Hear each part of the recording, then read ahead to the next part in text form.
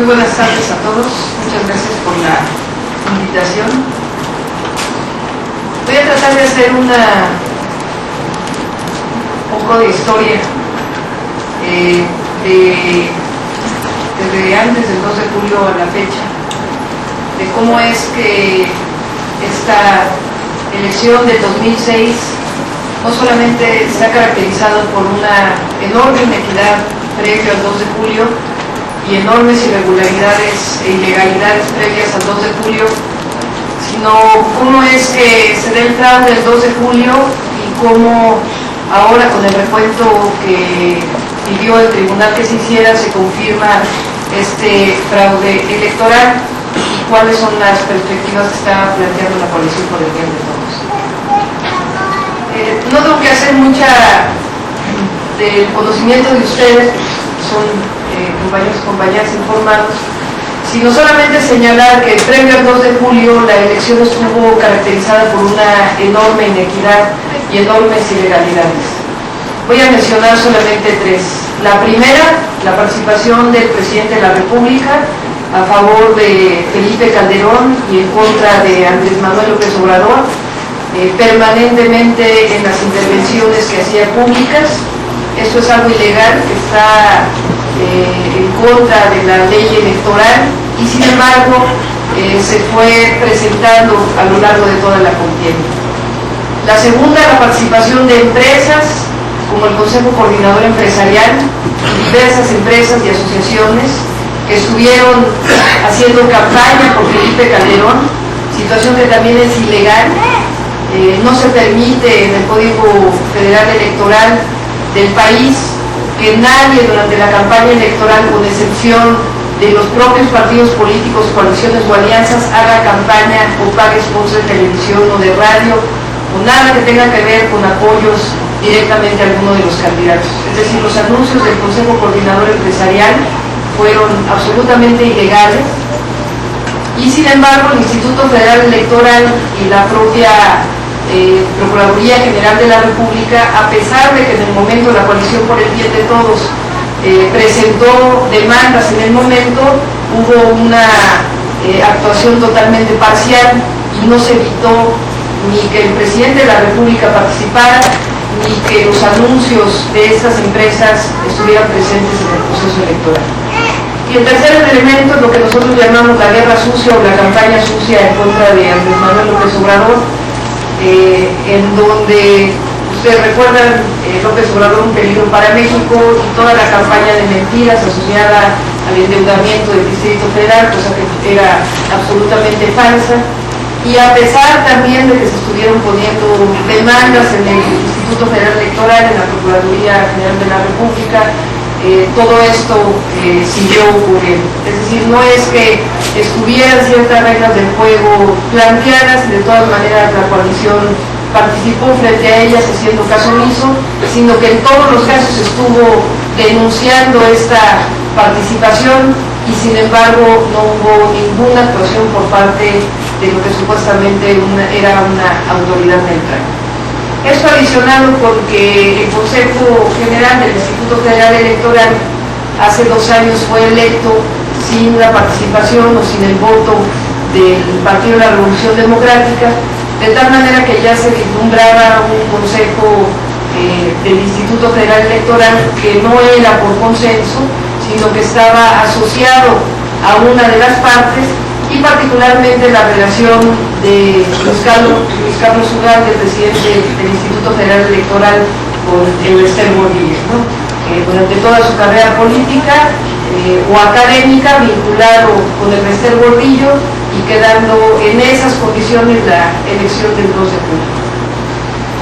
Esta es, digamos, la situación previa a las elecciones del 2 de julio, del 2, llena de irregularidades permanentes y autoridades, tanto la Procuraduría General de la República, instituciones como el Instituto Federal Electoral y en menor parte el Tribunal Electoral, con una actuación absolutamente menor en términos de paradas y legalidades del proceso. A partir del 2 de julio, cuando se hace la elección, todos ustedes fueron testigos de lo que ocurrió con el programa de resultados electorales preliminares. comienza a darse la votación de manera deliberada. Se escoge por parte del Instituto Federal Electoral los estados, fundamentalmente del norte de la República, para iniciar con una diferencia de votos entre Andrés Manuel López Obrador y Felipe Calderón de una manera muy abierta, ¿no? Comienza el proceso de entrada de la votación, digo entrada de la votación porque les voy a dar algunos datos de cómo fue deliberado el proceso en el que se fue presentando los resultados del tren. Y cerca de las 2 o 3 de la mañana, cuando justo las líneas iban a cruzar, donde Andrés Manuel iba a pasar a Felipe Calderón, hay un quiebre y se mantiene esta tendencia de tal manera que Felipe Calderón siempre se mantiene arriba. Posterior al 2 de julio hay muchos análisis de muchos expertos académicos, muchos de ellos de la UNAM, que han estado estudiando los datos tanto del TREP como después del cómputo distrital. Y hay un elemento sustantivo que muestra cómo hay una acción deliberada por parte del Instituto Federal Electoral. Si uno mide el tiempo que tardó en llegar la casilla para hacer ese proceso, se cierra la casilla, esa casilla con toda su información la lleva el presidente de casilla al Consejo Distrital y el día de la elección se saca un acta que está fuera de la casilla, que es el acta PREP, y alguien captura esos datos. El 80% de los datos tardaron menos de 2 horas entre que llegó el paquete al Consejo Distrital y se capturaron los datos de esa acta. El resto tardó cerca de 2 horas y media a 3 horas entre que llegó el paquete electoral y se capturó el acta. En ese primer 80% de las casillas, Andrés Manuel López Obrador ganaba la elección, y en el resto, que se tardó mucho más tiempo en ser capturado en los consejos distritales, gana Calderón la elección. Al menos la pregunta es, ¿por qué hay paquetes que en diferentes estados de la República, particularmente en el norte, tardan tanto tiempo en ser capturados en el Consejo Distrital para poder presentarse la votación? Este es un elemento que les digo, no solo hemos analizado nosotros, sino distintos expertos, que muestra que hay una manipulación, si no de los datos, al menos de la presentación de la información que se hizo durante el programa de resultados electorales preliminares. El 3 al 4 de julio, conforme comienzan a llegar las actas de escrutinio y cómputo a la coalición por el bien de todos, y se presenta la base de datos del programa de resultados electorales preliminares, a partir de ahí, el análisis que nosotros hacemos, nos damos cuenta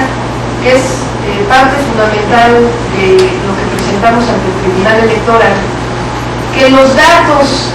de las actas de escrutinio y cómputo no concordaban. No sé si alguno de ustedes ha participado en alguna de las casillas como representante, como presidente, como secretario. Un acta electoral es, digamos, la fotografía de lo que ocurre el 2 de julio en la elección. En la parte de arriba del acta vienen 4 datos que deben ser llenados. Viene las boletas recibidas durante el día de la elección, vienen las boletas sobrantes, viene el número de ciudadanos que votaron conforme a la lista nominal y viene el número de boletas depositadas en una urna. En el momento en que se reciben las boletas por parte del presidente de casilla o de los funcionarios de casilla, pues uno las cuenta. Por ley, ese número de boletas debe ser igual a la lista nominal más 10. Es decir, si en esa casilla están apuntadas 500 personas en la lista nominal, deben recibirse 510 boletas. Son 10 boletas porque eran 5 partidos y puede haber 2 representantes por cada uno de los partidos. En la lista nominal también vienen los funcionarios de casilla. Entonces uno cuenta las boletas y las anota en el acta de la casilla. Una vez que termina la elección, cuenta las boletas sobrantes, se tachan las boletas sobrantes, se cuenta cuántas fueron y se anota en la casilla. Después hay si ustedes